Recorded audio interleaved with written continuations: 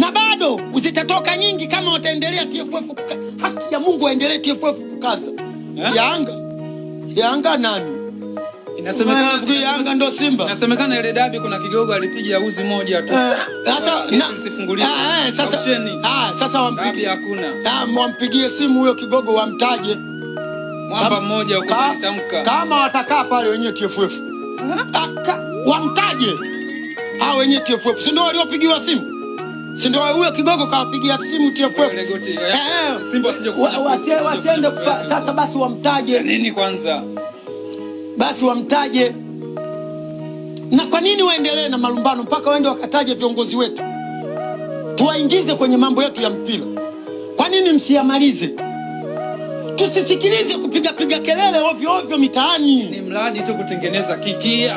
Yaani usitafute kiki na ukaonekana unaongea. We ni mtu mkubwa. Hivi vitu unatakiwa wewe usimame uvikemee. Sio wewe unasimama unaanza tena kuongea hovyo.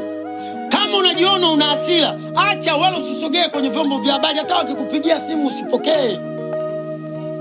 Uwe na limit ya kuongea na vyombo vya habari. Wewe kiongozi mkubwa ukishajua mimi ndio mtu wa mwisho final, usiongee ovyo.